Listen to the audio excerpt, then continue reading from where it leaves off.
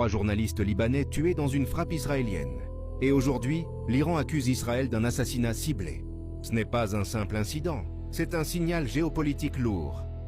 Samedi, une frappe israélienne a touché la région de Jézine, au sud du Liban. 3 journalistes ont été tués. Une correspondante très connue de la chaîne Al-Manar, liée au Hezbollah, et 2 reporters d'Al-Mayadeen.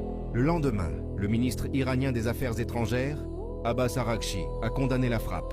Selon lui, il s'agit d'une violation flagrante du droit international et d'un ciblage délibéré de civils protégés. Cette frappe intervient dans un moment où la frontière israélo-libanaise est l'un des points les plus explosifs du Moyen-Orient. Le Hezbollah et Israël échangent régulièrement des tirs. L'Iran, allié stratégique du Hezbollah, observe chaque mouvement.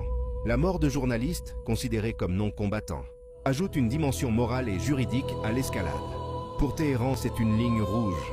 En accusant Israël d'assassinat ciblé, l'Iran ne se contente pas de réagir. Il prépare le terrain diplomatique.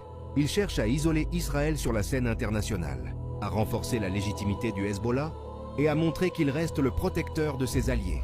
De son côté, Israël considère Al-Manar et Al-Mayadeen comme des relais de propagande du Hezbollah. Mais même dans ce cadre, viser des journalistes reste un acte lourd de conséquences. Cette affaire pourrait devenir un nouveau point de rupture. Elle alimente la colère au Liban, renforce la posture iranienne et augmente le risque d'un engrenage militaire plus large. Je continue de suivre cette escalade minute par minute. Abonne-toi pour comprendre ce qui se joue réellement derrière les titres.